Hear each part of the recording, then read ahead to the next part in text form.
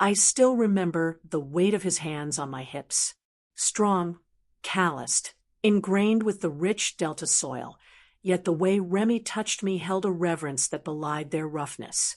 His lips were insistent, demanding, yet possessed a softness that sent tremors down to my very toes with each kiss. My back pressed against the weathered cypress wood of the old carriage house door, the afternoon sun filtering through the dense canopy of oak and Spanish moss, dappling my bare shoulders with patterns of heat and light. My breath hitched, escaping in shallow, wanting sighs as his mouth blazed a trail down the curve of my neck. The heavy perfume of night-blooming jasmine mingled with the sharp tang of his sweat and the primal scent of male hunger, making everything feel raw, immediate, exquisitely forbidden. His body, hard muscle and coiled energy, ground against mine. I could feel the solid ridge of his erection against my belly, an undeniable ache that mirrored my own. I shouldn't have been there. A voice, faint and suffocated, whispered it in the back of my mind.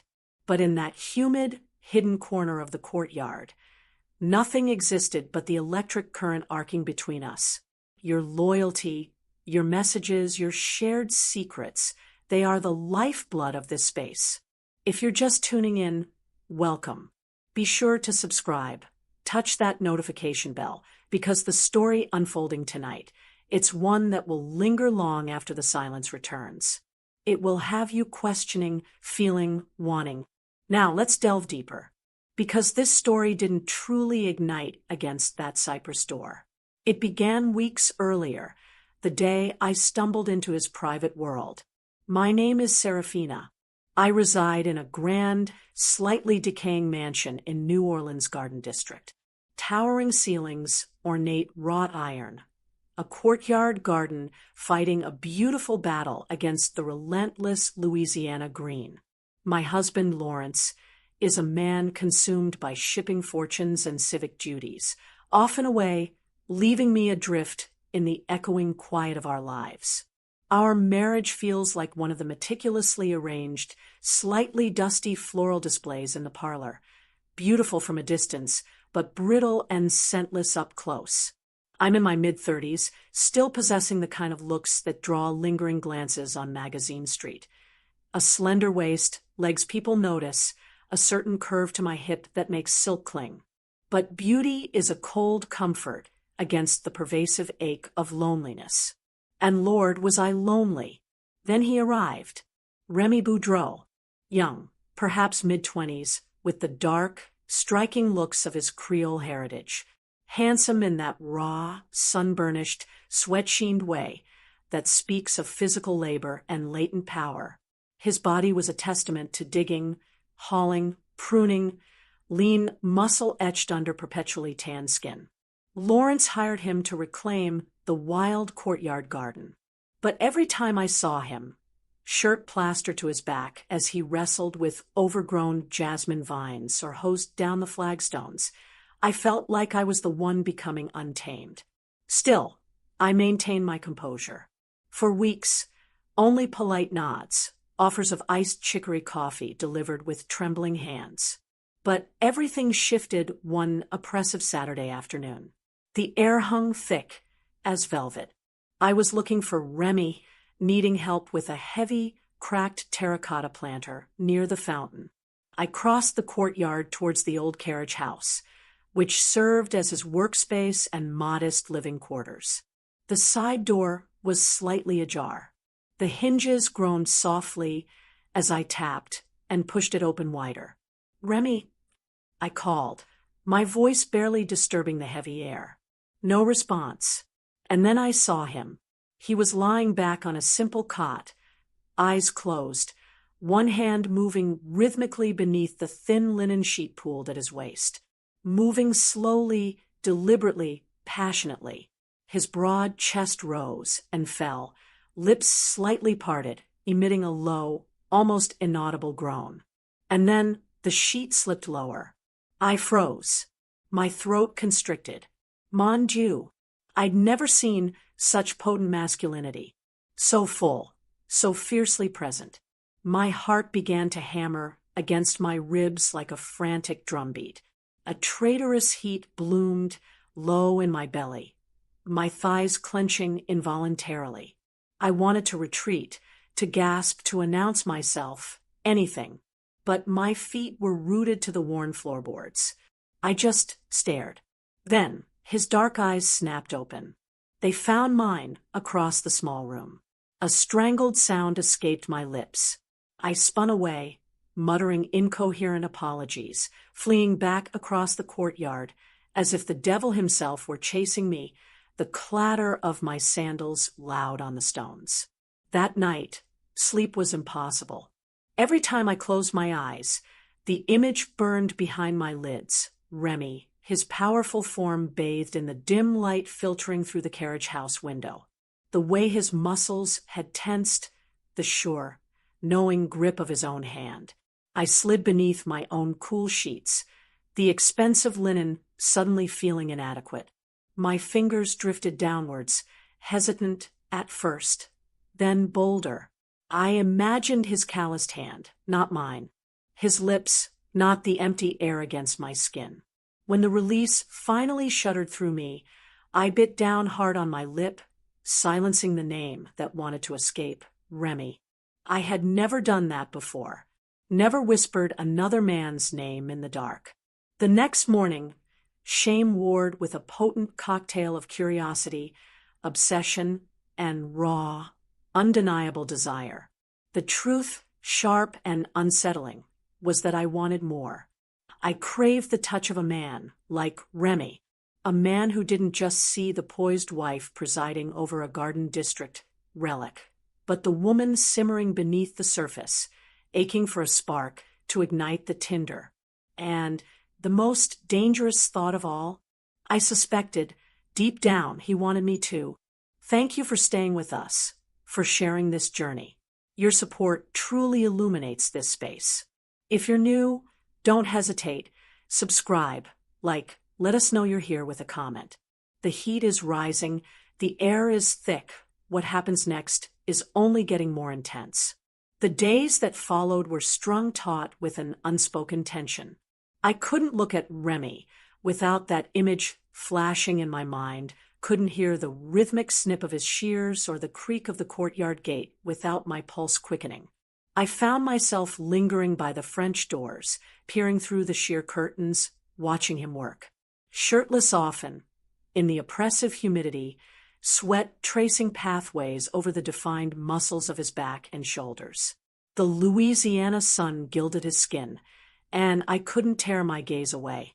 It was wrong, deliciously, dangerously wrong. But my body hummed with a life I hadn't felt in years. And I sensed a reflection of that current in his gaze whenever it met mine. That Wednesday afternoon, the heat was a physical presence, clinging, heavy. The air shimmered above the flagstones. I decided to bring him a drink, iced sweet tea this time, in a tall, beaded glass, a sprig of mint tucked in. Ostensibly an act of kindness, but stepping out onto the veranda, I knew it was more. I'd chosen a thin cotton sundress, the kind that hinted at the curves beneath, that swayed around my thighs with the slightest movement. No bra, just enough fabric to suggest, to entice. He was kneeling by the overgrown bougainvillea, sweat darkening the waistband of his work pants, glistening on his powerful back. Remy, I called, my voice softer than intended. He looked up, pushing damp strands of dark hair from his forehead with the back of his wrist. Madame Serafina. His voice was low, respectful, but his eyes, they held something else.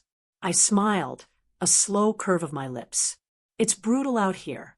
Thought you could use this. He rose and walked towards me, his stride unhurried.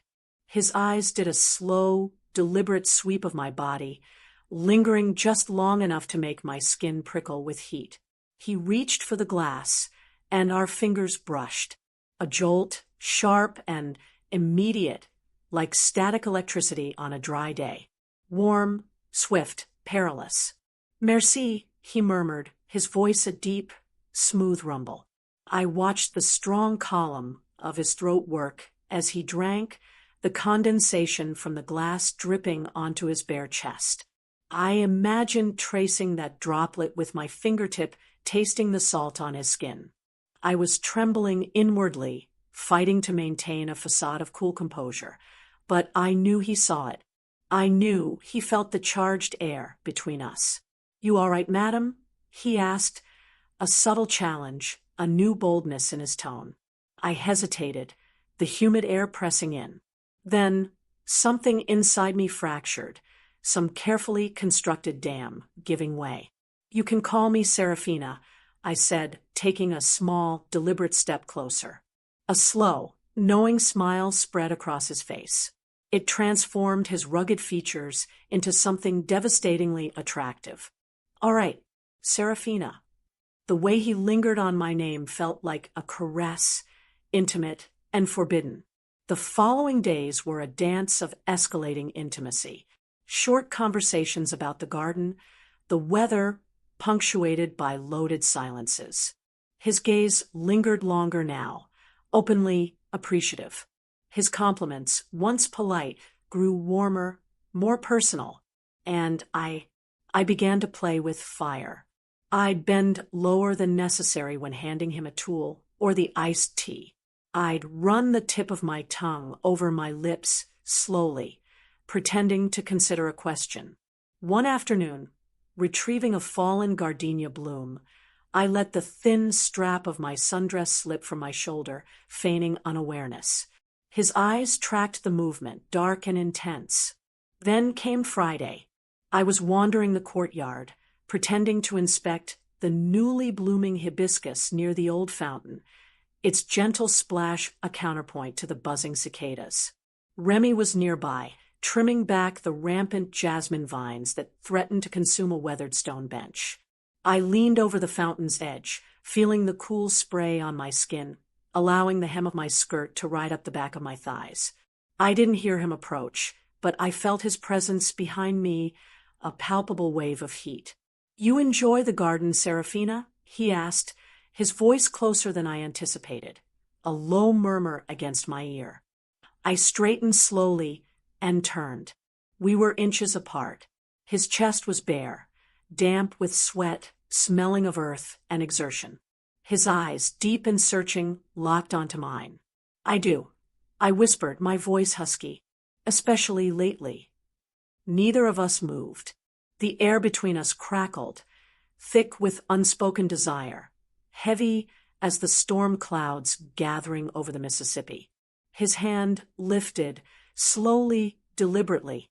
His calloused fingers brushed the ruffled hem of my skirt, a feather-like touch that sent a shockwave through me. My breath caught in my throat. "You are so beautiful," he said, his voice rough with emotion. "It is hard to pretend I do not see." My heart hammered against my ribs, a frantic bird trapped in a cage. "I see too, Remy," I confessed, the words barely audible. He stepped closer, closing the scant distance between us. Gently, he tucked a stray curl behind my ear, his knuckles grazing the sensitive skin of my neck. "I think of you," he admitted, his gaze intense. "Every day, every night." And then he kissed me. His lips were firm yet surprisingly soft, warm and tentative at first, tasting of sunshine, sweat, and a desperate shared longing. My hands found their way around his strong neck instinctively, pulling him closer. The kiss deepened, became hungry, demanding. His hands slid down my back, molding me against his hard body, finding the curve of my waist. I melted against him, a sigh escaping my lips, feeling as if this moment was both utterly new and deeply familiar. The world outside the courtyard walls ceased to exist. All that mattered was the intoxicating exploration of his mouth, the way his fingers traced the line of my spine through the thin cotton, the fire that ignited everywhere his skin touched mine. "Not here," I managed to whisper, pulling back for a fraction of a second, my breath coming in ragged gasps. He took my hand, his grip firm and possessive, and led me behind a thick screen of fragrant Confederate jasmine, near the shadowed wall of the carriage house. There, hidden from the world by a curtain of green leaves and white blossoms, he pressed me against the weathered wood. Our mouths crashed together again, urgent, desperate. His hands were bolder now, exploring the shape of me, skimming my hips, brushing the bare skin of my thighs beneath the hem of my dress. A low moan vibrated in my throat, and I bit my lip to stifle it. He wasn't rushing. He savored each touch, each kiss, his mouth moving to my throat, my collarbone, tasting my skin as if he dreamed of this moment. And I let him. I wanted him to. I had never felt so intensely alive, so utterly seen, so fiercely desired.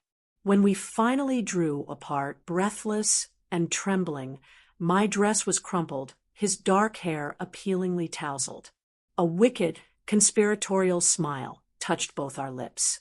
"I have wanted to do that since the first day I laid eyes on you," he murmured, his breath warm against my cheek. I looked into his dark, smoldering eyes. "And now you have," I replied softly.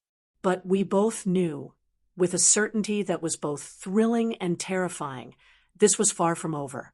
The kiss behind the jasmine should have been a boundary crossed and retreated from. Instead, it flung open a floodgate. Sleep offered no escape that night. My skin hummed where Remy's hands had been. My lips felt tender, swollen. The humid New Orleans night pressed in, mirroring the heat coiling inside me. The memory played on a loop. His intense gaze, the rough texture of the cypress wood against my back, the taste of him, the low groan that escaped my lips against his. I had irrevocably stepped over the line. And the terrifying truth was, I had no desire to step back. The next morning, anticipation thrummed beneath my skin. I dressed with deliberate care, choosing a silk camisole that skimmed my curves and linen trousers that felt cool against my legs. I told myself it was just another day, another polite exchange over iced tea in the courtyard. Liar. Remy was already there when I stepped onto the gallery, tending to the ferns dripping from hanging baskets. Water droplets clung to his arms, glistening on the dark hair there, catching the morning light. "Morning," I said, striving for casualness, my voice betraying a slight tremor. He turned, water hose still in hand. The slow smile that spread across his face sent a wave of heat through me, weakening my knees. "Morning, Serafina." That voice, the way he said my name now, the directness of his gaze. I was drowning. I drifted closer, pretending to examine the climbing roses, but the space between us vibrated with unspoken energy. Charged, heavy, wanting. "You look lovely today," he said, his eyes making a slow, appreciative journey from my face downwards and back up again. "So do you," I replied, unable to stop the small bite to my bottom lip. He leaned infinitesimally closer, the scent of damp earth and him filling my senses. "Can I see you later?" The question hung in the thick air, simple words laden with profound implication. I nodded, a single, decisive movement. There was no hesitation left in me. That evening, after Lawrence called to say his business in Houston would keep him another night, I sent Remy a text. For simple words, "Come inside when you're done." They pulsed with the heat of our stolen moments in the garden. When he finally walked through the back door, into the kitchen, the sun had bled from the sky, leaving behind a bruised twilight. I dimmed the lamps in the grand salon, lit a few beeswax candles whose flickering light danced on the high ceilings and antique furniture. I'd poured 2 glasses of amber bourbon and changed into a deep emerald silk robe, tied loosely at the waist, hinting at the bare skin beneath. He stood in the doorway, framed by the dim light, his eyes fixed on me. His breath seemed heavier, his usual easy composure replaced by a raw intensity. "You are magnificent," he whispered, the word catching slightly in his throat. I moved towards him, the silk whispering around my legs. "And you," I murmured, reaching out to trace the line of his jaw with one finger. Our temptation itself. He grinned, then, a flash of white teeth in the dimness. Is that such a bad thing? No. I breathed, my gaze locked with his. Not bad at all. I took his calloused hand, interlacing my fingers with his, and led him towards the deep velvet sofa.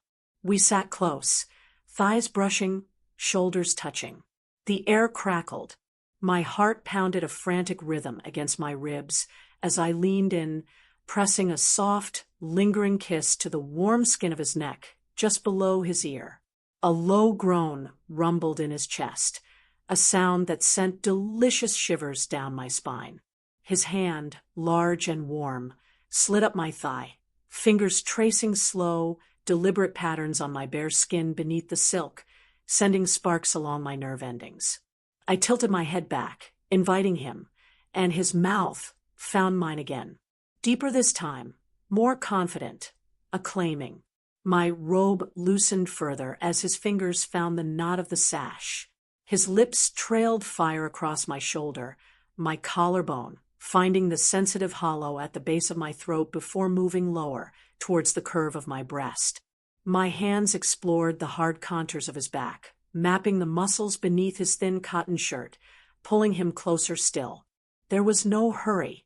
We were explorers charting new territory, savoring every discovery. The way he touched me wasn't just raw lust.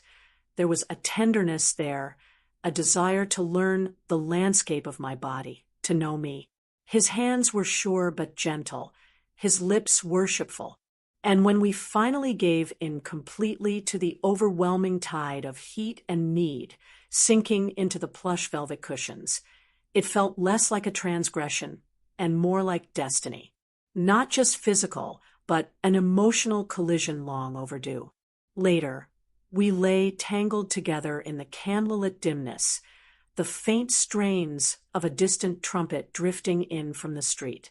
My head rested on the solid warmth of his chest, rising and falling with his steady breath. He ran his fingers slowly through my hair, a soothing, possessive gesture. "You okay?" he asked softly, his voice husky. I nodded against him. "More than okay," I whispered. But beneath the sated languor, a tremor of unease persisted. I knew the dangerous precipice we stood upon.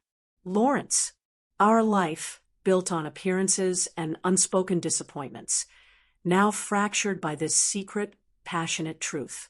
But here, wrapped in Remy's arms, I felt something I hadn't felt in years, maybe ever. Alive, desired, utterly, terrifyingly real. The days that followed were a blur of stolen moments, whispered promises, and escalating risks. A fleeting kiss in the shadowed hallway beneath ancestral portraits, a lingering touch as we passed in the kitchen, hushed conversations by the wrought iron gate after dark. We moved through the days wrapped in a bubble of secrecy, careful, clandestine, but the desire between us grew more potent, more demanding with each encounter. We were caught in its current, and truthfully, I no longer wanted to find the shore. You've journeyed with Serafina through the first sparks, the stolen embraces, the deepening connection. And now the tightrope walk becomes even more precarious. If you're finding this story resonates, if it stirs something within you, please subscribe, like, and share your thoughts in the comments. Your presence here fuels these confessions. I should have sensed the shift in the air, the subtle change in the universe's alignment. Secrets, especially those born of intense passion, rarely stay buried beneath the jasmine vines forever. It had been 3 weeks since that first world-altering kiss with Remy. 3 weeks of navigating a treacherous double life, the composed Madame Devereux by day, Serafina unleashed in Remy's arms by night or during Lawrence's frequent absences. I'd convinced myself I was in control, that I could manage the boundaries. But desire, or perhaps something dangerously close to love, has a way of blinding you to the cliff edge. It was a Friday afternoon. The New Orleans sun beat down, heavy and golden, making the garden shimmer. Remy was trimming the unruly hedges near the back gallery, his shirt discarded, sweat gleaming on his sculpted back. I watched him from the cool dimness of the library window, the familiar illicit thrill fluttering in my chest. Lawrence was supposedly tied up with meetings in Baton Rouge. Until Sunday, the house felt empty, ours alone. Impulse, sharp and reckless, overtook caution. I sent Remy a text. Come up. 2 words, loaded with invitation and risk. Minutes later, his footsteps sounded on the polished cypress stairs. I waited in the master bedroom. I'd opened the tall French doors leading to the balcony, letting the breeze stir the sheer curtains, the scent of gardenias heavy in the air. Soft, bluesy music drifted from a small speaker. I stood near the large 4-poster bed, wearing only the emerald silk robe, my heart hammering a frantic rhythm against my ribs. You look, Remy breathed, pausing in the doorway, his eyes devouring me like a vision from a dream. I smiled, beckoning him closer. He crossed the threshold, and I pulled him into my arms. Our lips met with an urgent hunger, hands instantly seeking familiar territory. We stumbled towards the bed, falling onto the cool linens, lost in the consuming fire between us. The sound of his ragged breath in my ear, the possessive exploration of his hands, the answering moans escaping my lips. It was a dance of pure, unadulterated sensation. But then, a sound from downstairs. Sharp, distinct. A key turning in the front door lock. My blood ran cold. Every muscle in my body seized.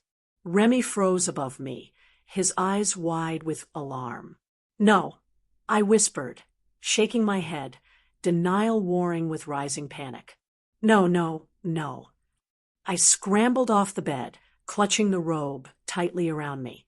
Remy lunged for his discarded clothes strewn near the armoire, but it was terrifyingly futile. Heavy footsteps were already ascending the grand staircase. Lawrence's voice, closer than I could bear, called out, deceptively casual. Serafina? Honey, you home? Got finished early. The antique brass handle of the bedroom door turned. The door creaked open. And there we stood, frozen in a devastating tableau. Me, flushed, hair wild, the silk robe clinging, betraying the lack of anything beneath. Remy, half-dressed, shirt clutched in one hand, his bare chest still gleaming with sweat, caught like a stag in headlights. Lawrence stood motionless in the doorway.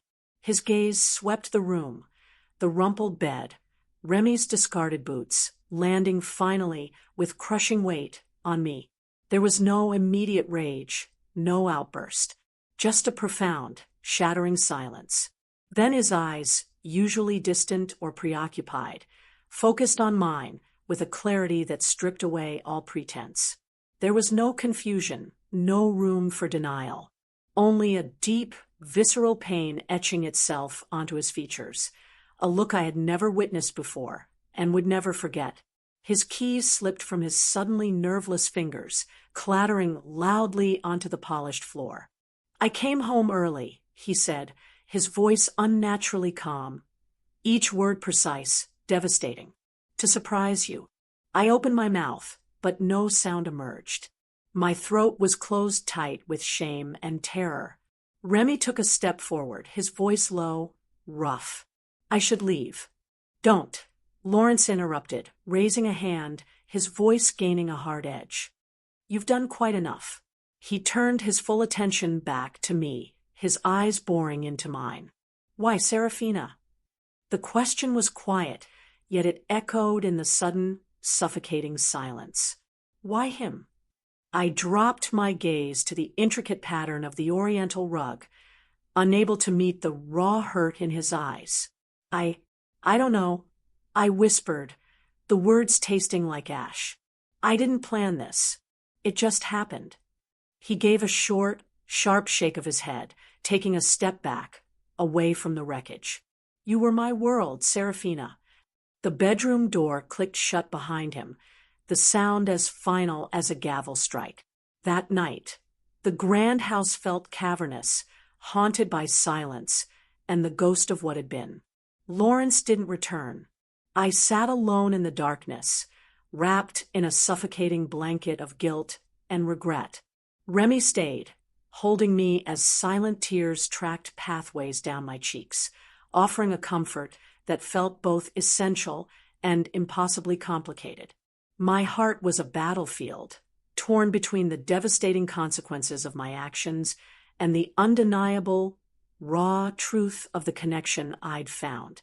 I had let desire consume my carefully constructed life, burning the foundations to the ground. A week later, the separation papers arrived. I moved out of the Garden District mansion, finding a small, sparsely furnished apartment uptown. The silence there was different, less oppressive, more empty. Remy didn't disappear. He started showing up, bringing pots of herbs from my small balcony, leaving containers of gumbo outside my door, holding me through the long nights when grief and uncertainty threatened to swallow me whole. And slowly, tentatively, amongst the ashes of my former life, something fragile, uncertain, but undeniably real began to take root between us. It wasn't the grand passion of stolen moments in sun-drenched courtyards anymore. It wasn't neat, or easy, or free from the shadows of the past.